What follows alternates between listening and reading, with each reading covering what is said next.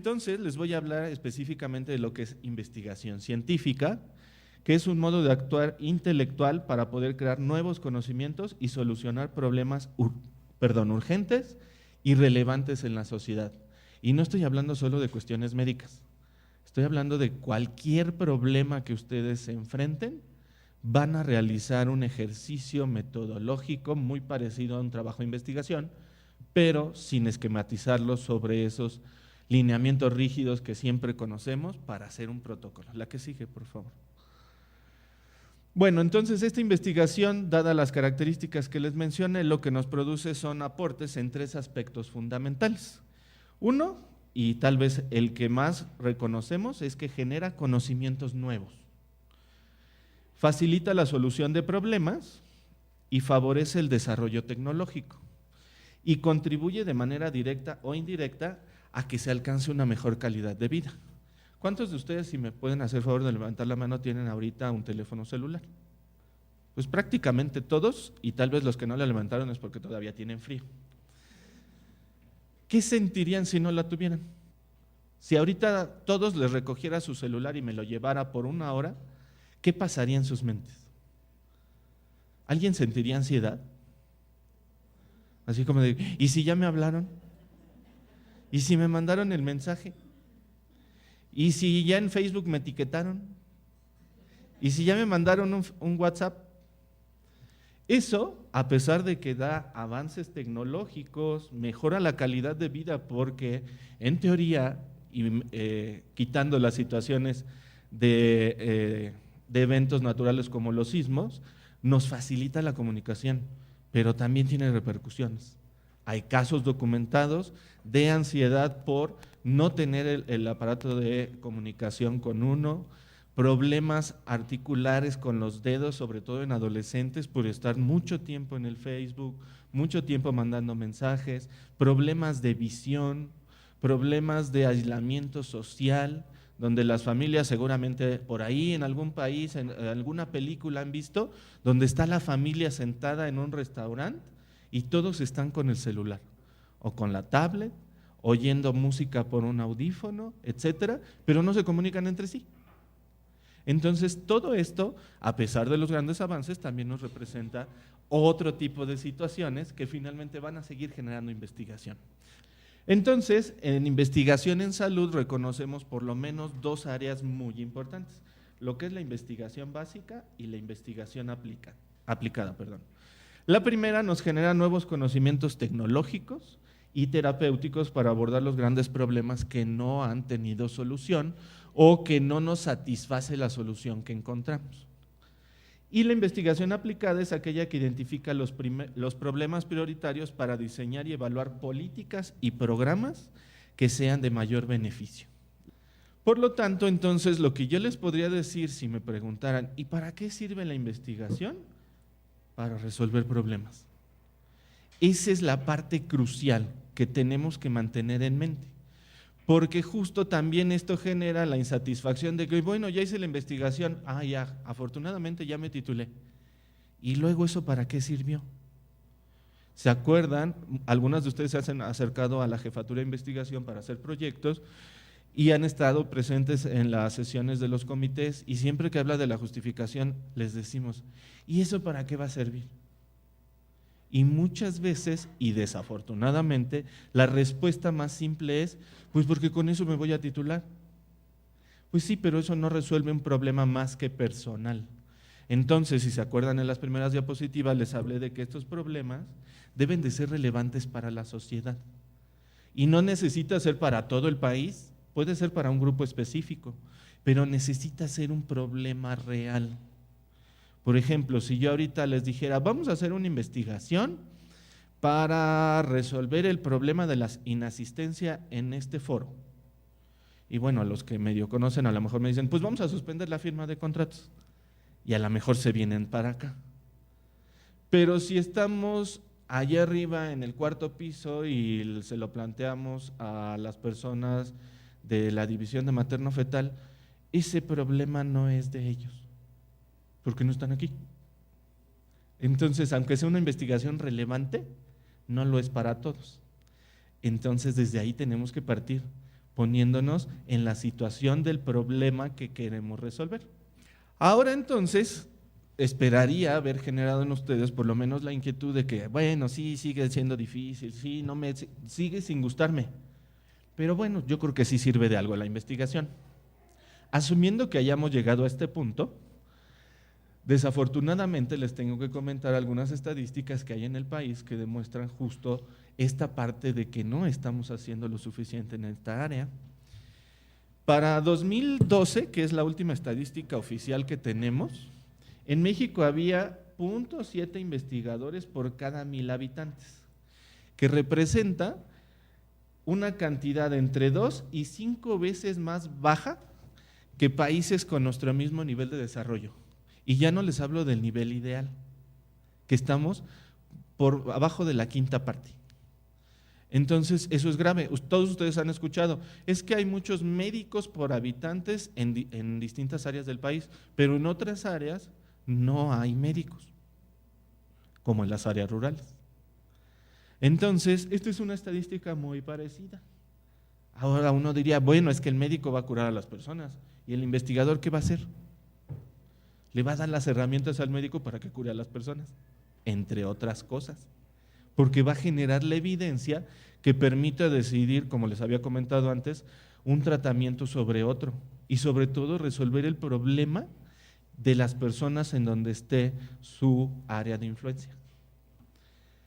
Además, en México se invierte alrededor del 0.4 al 0.5% del Producto Interno Bruto para lo que es ciencia y tecnología, cuando se sabe que el mínimo necesario para considerar que se está invirtiendo lo suficiente en investigación es 1.5%. Si se acuerdan, por ahí la administración actual dice que quiere invertir más del 2%, pero no lo hemos logrado.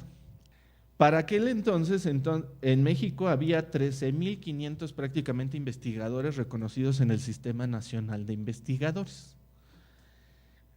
Casi la mitad de ellos se concentraba en el DF. Entonces vayan haciendo las proporciones. Eso es gravísimo. Porque bueno, uno piensa, sí, es que en el DF están los institutos nacionales, ahí necesitan muchos investigadores. Pues sí, pero vayan a los institutos nacionales y pregunten quiénes están contratados como investigadores y los van a contar en cada instituto con los dedos de la mano. Y luego si a esos que están ahí contratados como investigadores les preguntan quiénes están en el SNI, dejamos una mano aparte y nos van a sobrar dedos, desafortunadamente. Entonces, tomando en cuenta esto, en el Estado de México para 2010 había en toda la entidad únicamente 8 investigadores reconocidos que hacían investigación en salud. Y de esos, desafortunadamente, esta frase que les puse acá abajo que no alcanzan a ver, que dice hacer investigación, menos de la mitad estaban dedicados a hacer investigación. Para no ir más lejos, hasta el año pasado, en el tabulador del Instituto de Salud, solo había 2 investigadores, que son investigadoras, para beneplácito de ustedes, son mujeres, y ninguna de ellas hace proyectos de investigación. No porque sea malo, sino porque sus actividades no son para eso. Son para administrar los proyectos de investigación que se hacen en todo el estado. Pero ahora también pensemos, 2 investigadoras para controlar los proyectos de investigación de todo el estado. Eso es una situación bastante grave. Pero bueno, afortunadamente y a pesar de esto, seguimos haciendo investigación. Y ustedes la ven todos los días, solo que no reparamos en ella. Porque esta investigación ha dado fruto para muchas de las medidas que vemos todos los días y no tomamos en cuenta. Como por ejemplo, la evidencia de que el uso del cinturón de seguridad disminuye casi la mitad el riesgo de morir en un accidente y de lesiones de ciertos tipos también después de sufrir un accidente. De que el consumo de alcohol también está relacionado con un incremento en el riesgo de sufrir accidentes automovilísticos. Y no sé si han estado pendientes de las noticias, pero en esta semana se ha estado hablando mucho de México porque estamos entre los primeros 3 lugares del mundo en el consumo de alcohol. En esta, pues bueno, hay revueltas varias cosas, tal vez lo que más identifiquen son las enfermedades respiratorias, como lo que estamos viviendo desde hace casi 5 años con la influenza de distintos tipos. La que sigue, por favor. Bueno, por ahí está esta de, no sé si ustedes conozcan este Acuerdo Nacional para la Salud Alimentaria. Probablemente no lo conocen así, pero todos aquellos que tienen hijos, y seguramente los que tienen acceso a conocer a niños que van a las escuelas primarias, es donde se establece el tipo de alimentos que no se deberían de vender en las escuelas. Este nació de la investigación que se ha hecho en México, que ha demostrado que más de la tercera parte de la cantidad de calorías que consume un niño en todo el día, la consume en la escuela. Y de esa cantidad de calorías, más de la mitad proviene de bebidas. Llámese refresco, jugos, bebidas azucaradas. Todos han hablado y han escuchado de que hacer ejercicio es bueno. Hay una gran cantidad de información que nos lo demuestra. Hacer ejercicio no solo hace que la gente tenga un mejor estado de nutrición con mayor probabilidad, mejora el estado de ánimo, incrementa el rendimiento. Hay estudios que también lo relacionan con muchas enfermedades como las cardiovasculares, etcétera. Entonces, probablemente de los factores de estilo de vida, esta es de la que hay mayor evidencia de que hacer ejercicio es bueno. De 5 frutas y verduras por día. Es una campaña que desafortunadamente en México duró muy poquito. Pero, si ustedes van a las escuelas de nutrición, seguramente verán que la mayoría de los alumnos dicen que debemos de consumir 5 verduras y frutas. Y seguramente todos han escuchado que debemos de consumir estos alimentos, porque por ahí está el plato del bien comer, que es otro producto de la investigación en México. Ahora, ¿y esa mano qué? Son 5 dedos, sí, ajá, pero ¿y estos colores? Lo que sabemos es que si incluimos de esas 5 porciones una de cada color, o por lo menos variamos los colores, adquirimos la mayor cantidad de nutrimentos que necesitamos para un correcto funcionamiento de nuestro metabolismo.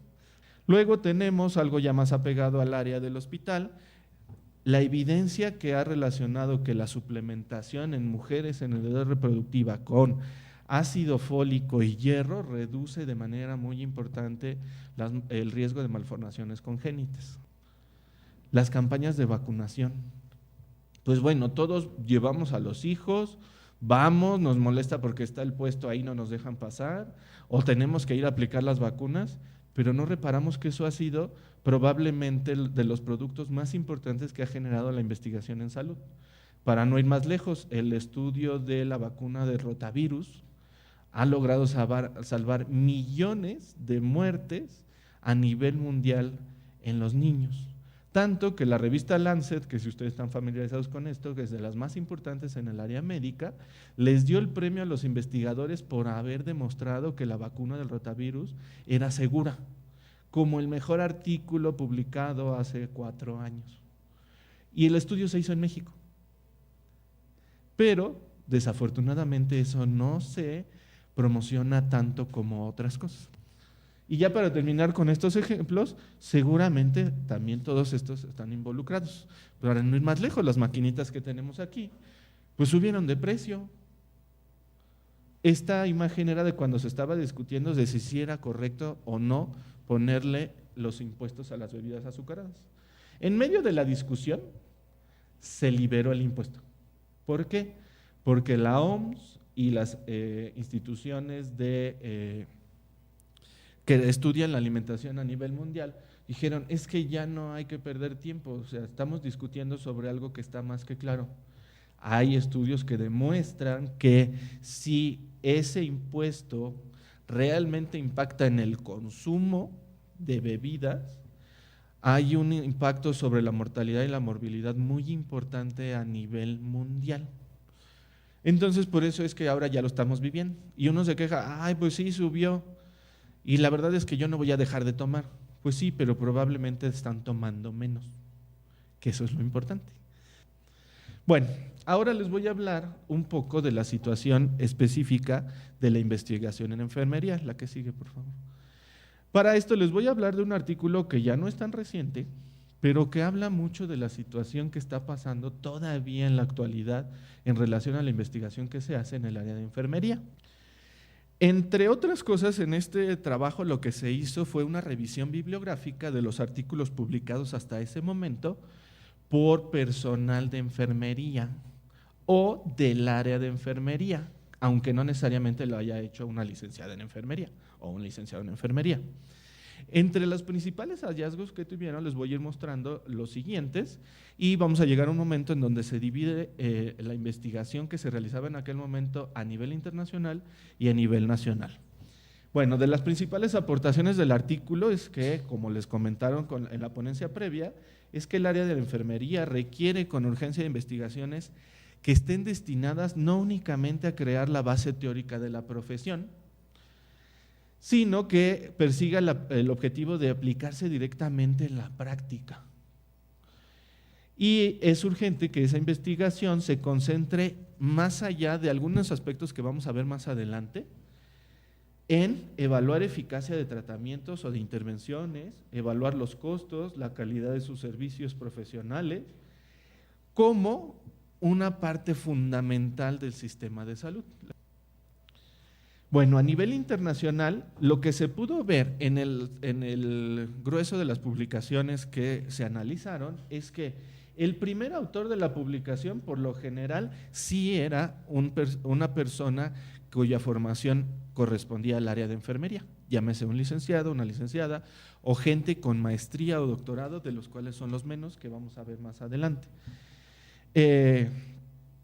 Y la mayoría tenía grados de doctor, o tenían puestos de profesores o investigadores. Y otra cosa muy importante es que la multiautoría no es algo común. ¿Qué significa eso? Que haya una colaboración entre investigadores para realizar la publicación. Es decir, que haya más de un autor. Es raro que eso exista. La que sigue. Uno, la cantidad de investigación comparada con el resto de las áreas de la salud es realmente escasa.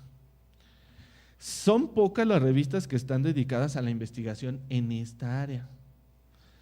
Se ha incrementado, sin embargo, el número de referencias bibliográficas citadas en los artículos. Eso no necesariamente significa que hay más investigación, sino que se está tomando más en cuenta lo que hay publicado, porque la cita es que yo ponga en mis referencias un trabajo hecho por otra persona. No es necesariamente que yo lo haya hecho, ¿sí?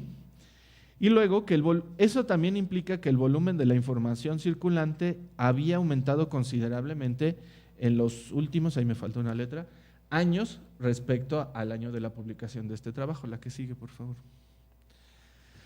Bueno, la otra cosa que es relativamente triste, me da mucho gusto saber la plática que viene después, que les van a hablar de investigación cualitativa, pero la investigación en enfermería es mayoritariamente de tipo cuantitativo, es decir, nos dedicamos a contar cosas. A veces, sin que eso repercuta necesariamente en los aspectos que ya mencioné, que se sugería que se debería enfocar la investigación en esta área. Sin embargo, la investigación cualitativa sí ya está recibiendo un impulso mayor. El problema es que la gente que hace investigación cuantitativa, desafortunadamente, y de manera tradicional decimos, no, es que lo cualitativo, ¿para qué? Yo necesito saber dónde lo veo, cómo lo puedo contar y que esté ahí. ¿A mí de qué me sirve saber que un paciente diga que está a disgusto por cómo la atendieron? Yo lo que necesito saber es cuántas consultas dio. Si dio 15 consultas, está bien, está bajo sus estándares de las metas programadas. Pues sí, pero si de esos 15, los 15 usuarios están a disgusto con la atención, eso también es relevante. Y más allá de saber que los 15 están a disgusto es, oiga, ¿y por qué está a disgusto con esa atención? Seguramente ustedes han leído ya por ahí estudios donde demuestran, pues es que ni me dicen buenos días. Algo tan simple. Es que no me voltean a ver. Es que todavía ni le digo lo que me duele y ya están recetando. Es que la señorita enfermera ya ni me pesa. El peso, pues el mismo de la vez pasada, no se ve que haya bajado. No, pues la báscula ya no alcanza, ¿ya para qué lo peso? Entonces, desafortunadamente, estos aspectos los dejamos tradicionalmente de lado por encima de las cuestiones cuantitativas. En las investigaciones generalmente se utilizan muestras de pequeño tamaño y seleccionados por conveniencia. Solo la mitad de los estudios han informado sobre la confiabilidad o fiabilidad y validez de los instrumentos, y en las cuales la mayoría son autoinformes o escalas de observación. ¿Eso qué significa? Que tienen serios problemas metodológicos. Entonces, ese es un aspecto muy importante en el cual tenemos que trabajar. Predominan las técnicas analíticas de datos univariados. ¿Qué quiere decir? Que yo nada más analizo el comportamiento de una variable probablemente entre distintos grupos. Cuando lo ideal, ustedes han escuchado mucho esta cuestión de que todas las enfermedades con las que nos enfrentamos hoy en día son multicausales. Por lo tanto, nuestro análisis tiene que ser multivariado. Es decir, debemos de tomar en cuenta el efecto de muchas variables. Eso está relacionado también otra vez con la cuestión de que hay un problema metodológico severo en las publicaciones que había antes de la fecha de este trabajo, la que sigue. Otra cosa muy importante, la mayor parte de los estudios están fundamentados en un marco conceptual psicosocial y no en modelos y teorías propios del área de enfermería. Entonces, las enfermeras terminan haciendo estudios que no necesariamente están basados en los conocimientos propios del área. Eso no significa que no se pueda hacer, pero lo que estamos buscando es que además tomen en cuenta esto. Bueno, en México la cosa no es más halagadora, es muy probablemente bastante similar. Afortunadamente ha habido un incremento paulatino en la producción de trabajos. Sin embargo, casi la tercera parte de ellos hasta ese momento correspondían a estudios que se realizaban únicamente para obtener un grado académico, es decir, las famosas tesis. La buena noticia es que esas tesis llegaron a una publicación. La mala noticia es que muchas de esas tesis no llegan a publicación. Entonces, si llegaran, seguramente la producción de trabajos para obtener un grado académico sería mucho mayor. Otro hallazgo importante es que se había incrementado el porcentaje de investigaciones, presentándose este mismo fenómeno de que la mayor parte era para grado académico, pero adicionalmente se observó es que la mayoría estaban dedicadas al área clínica. Había un 10% de incremento en el número de publicaciones en un periodo de 4 años, lo cual es bastante bueno. Pero, desafortunadamente, este incremento no se ha mantenido constante. ¿Por qué? Porque ese aumento se da en forma cíclica. Pues ya viene el tercer foro de enfermería. Va a haber trabajos libres, vamos a hacer una investigación. Es que ya me viene la titulación, vamos a hacer la tesis. Y entonces en distintas épocas del año se incrementa el número de publicaciones. ¿Por qué? Porque responden a eventos académicos o científicos.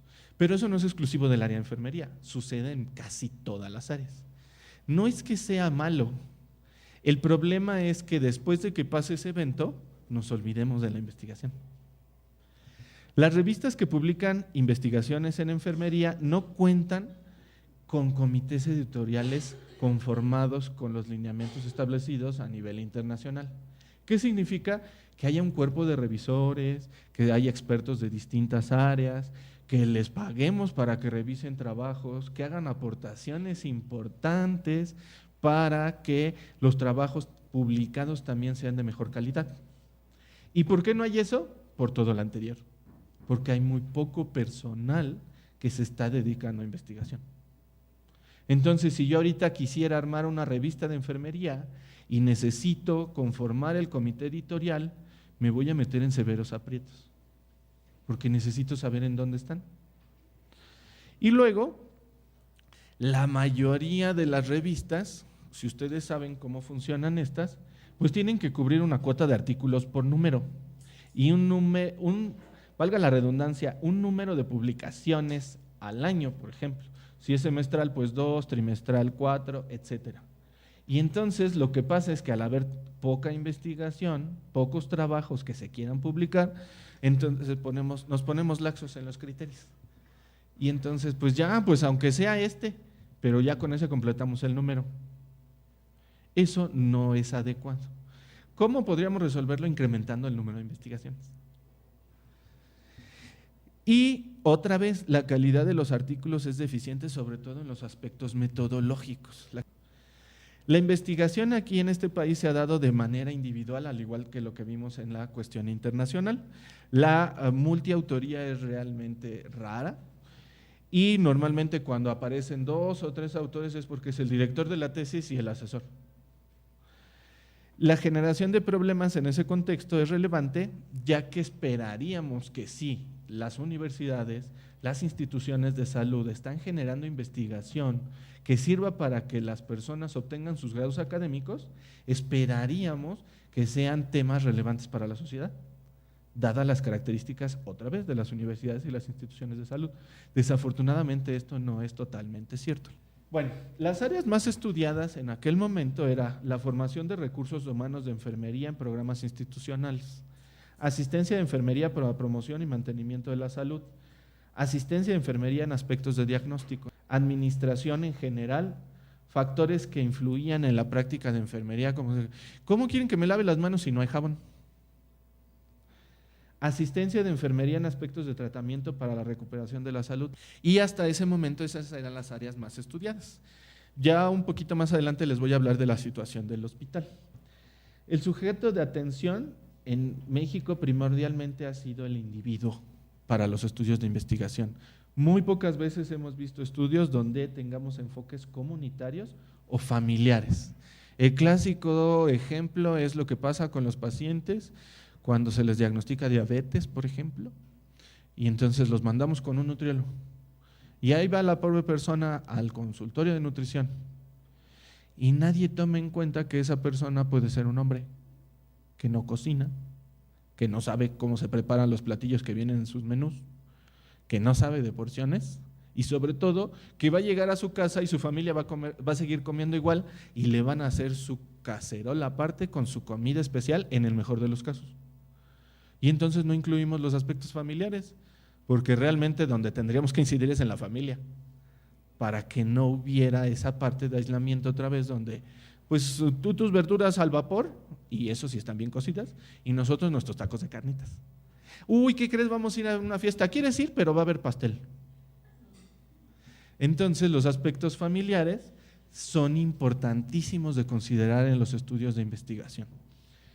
Y los diseños de estudio que más se han utilizado son, en orden de frecuencia de mayor a menor, los de tipo descriptivo, después los analíticos explicativos, luego los métodos de evaluación, que en conjunto todos son estudios observacionales, y la gran, una pequeña parte de los estudios, muy pequeña parte, va a los estudios predictivos, es decir, longitudinales o de intervención. Bueno, ya casi para terminar esta parte de la investigación en México, pues para el desarrollo de la investigación se ha participado en equipos de trabajo en muy pocas ocasiones. Y cuando esto ocurre, la mayor parte de los integrantes de esos equipos, o casi de manera exclusiva, son personas de la misma profesión, es decir, enfermeros o enfermeras. Y en segundo término, interactúan con médicos y con algunos estadistas o estadísticos. Y generalmente los estudios cuentan con un financiamiento aportado por el propio investigador. Y cuando llega a haber un financiamiento externo, la mayor parte de ellas sí son licenciadas en enfermería. Eso es algo muy interesante, lo que no ocurre en otros lados, en otras áreas, que cuando se requiere el financiamiento, normalmente es el propio investigador el que logra obtenerlo. En muchos de los estudios de investigación, aunque parezca una paradoja, el que puede recolectar los recursos financieros es una persona que va a estar para aspectos administrativos. Bueno, los temas prioritarios que se investigaron en aquel momento, aquí están, no me voy a detener a leerlos, pero la mayor parte, otra vez, es de la práctica de enfermería solamente. Aquí continúa el listado, son 10 temas en general y probablemente los más ambiciosos era esta parte de determinar la satisfacción del usuario con los procedimientos de enfermería y determinar la calidad de vida en gente de la tercera edad con enfermedades crónicas. Ahora viene la triste realidad. Como sucede en la investigación, es que yo leí que esto y leí que esto en el país y salen los resultados de mi investigación, sí se parece. Resulta que en el hospital la situación es bastante similar. No voy a leer los títulos, los quise poner para darles el impulso de que vean que sí se puede hacer. En la historia de los 5 años del hospital, solo tenemos 12 trabajos registrados del área de enfermería. De ellos, el 80% son para obtener un grado. De ellos, únicamente 1 fue para obtener un grado de doctor. El resto son para licenciatura. Y 1 de maestría. Si ustedes pudieron leer los títulos, otra vez es estudios de la práctica de la enfermería. Entonces, otra vez encontramos el mismo patrón, que voy a resaltar 2 aspectos que probablemente son los más importantes. Ya lo mencioné, la mayoría son para obtener grados académicos y son autores únicos. Afortunadamente, cosa que no pasa con otras áreas, todos estos trabajos están registrados como que ya se concluyeron. Desafortunadamente no tenemos conocimiento de que ninguno se haya publicado, lo cual es grave porque yo esperaría que podamos completar el ciclo de la investigación. La investigación que realizamos no se acaba cuando entrego el documento final o cuando entrego la tesis, se acaba cuando se difunde y ahí empieza otra vez el ciclo con nuevas investigaciones y se puede difundir en un foro, en una presentación como estas o en un cartel o en una publicación. Para eso ya falta muy poco, pero desafortunadamente y tradicionalmente en México muchas de las investigaciones no llegan a ese término. Entonces, yo esperaría que, a pesar de que primero mi idea era estimularlos o estimularlas y después fuimos bajando hacia la realidad, yo esperaría que el efecto sea que ustedes se estimulen a hacer los proyectos de investigación que estoy seguro tienen en sus cabezas. Tenemos la experiencia de varias de ustedes que se han acercado a la jefatura para preguntarnos cómo hacer para registrar un proyecto y después ya no las volvemos a ver. Eso es algo que tenemos que trabajar muy fuertemente y ya lo estamos haciendo. Entonces les voy a hablar de manera muy rápida ya para concluir de lo que se hace para registrar un proyecto de investigación en general aquí en el hospital. 1, hay que subir a la jefatura de investigación. Ahí les vamos a atender para darles toda la información necesaria y sobre todo que consideren que no nada más vamos a esperar a que ustedes hagan las cosas, podemos apoyarles con asesorías metodológicas, con algunas cuestiones de logística, etcétera. Entonces, la invitación es para que nos visiten. No tenemos una oficina muy grande, pero todas son bienvenidas y esperemos que logremos hacerlo suficientemente confortable y sobre todo productivo para que se logre que estas personas que ya fueron más las que no han ido tengan todas las puertas abiertas para realizar el proyecto de investigación con los mínimos indispensables de calidad. Eso lo quise comentar porque cuando esperamos que inicie el registro, el proceso de evaluación y registro de su proyecto de investigación es cuando ustedes ya tengan listo un protocolo de investigación y una presentación programada para 15 minutos en PowerPoint para realizarse ante los comités de investigación y de ética en investigación del hospital. Pero antes de esto, no esperamos que lo hagan solas. Estamos a su disposición para que mediante una cita nos visiten, valga la redundancia, y podamos brindarles la asesoría que les haga falta y que podamos incluso también contactarlas con personas que están haciendo investigación en otros lugares y que probablemente quieran asesorarles. Una vez que ustedes suben ya con esos 2 documentos en electrónico, ahí en la jefatura lo que vamos a hacer es buscar una fecha para presentación ante los comités que ya les mencioné, lo más próxima posible. Se van a contar con esos 15 minutos para realizar la presentación y después de ella se va a realizar un dictamen. No me voy a meter en el dictamen que todo mundo le teme de no aprobado. Eso ocurre probablemente de 1 en cada 1000 proyectos en el mundo, porque no aprobado significa que no es factible o que transgrede de manera tan violenta la ética que no se debe de hacer. Los dictámenes que más se producen en todos los comités es pendiente de aprobación y aprobado. Aprobado es que ya no creemos que necesite ninguna modificación su trabajo. Y el anterior es cuando requiere de alguna. Entonces, para que perdamos el miedo de que lo que vemos siempre en todas las personas que van a solicitar su fecha de presentación, ¿y qué pasa si me lo rechazan o no lo aprueban? Eso realmente no ocurre. Ocurre con muy poca frecuencia, entonces pierdan ese miedo. El hecho de que a un trabajo se le soliciten modificaciones es algo bueno. En lo personal, si yo presentara un proyecto, preferiría que me den o que me soliciten modificaciones a que lo aprueben de manera directa. ¿Por qué? Porque hay una mente que no había visto ese proyecto, que ve otras cosas que los investigadores ya no habían visto, y que todas persiguen el fin de mejorar el trabajo. Entonces, yo en lo personal, y así me gustaría que todas pudieran verlo, ese dictamen es el mejor de todos, porque va a mejorar el proyecto. Y una vez que se hagan las modificaciones, se autoriza. Hasta ese momento es cuando se emite un acta informativa donde se les asigna un número de registro, y entonces ya pueden proceder a realizar el trabajo de campo. Esto sí es importante, algo que debe de estar muy pendiente del comité de ética. Es una vez que está autorizado el protocolo.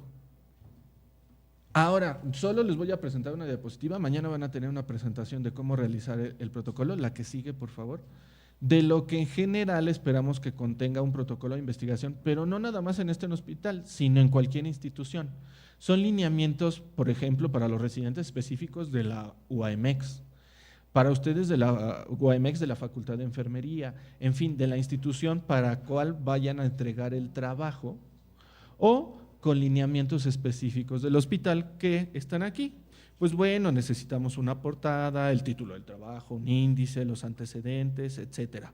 La sección de métodos, que incluye una gran serie de cosas que son importantes de tener presentes antes de poder autorizar el proyecto, hasta llegar a los anexos.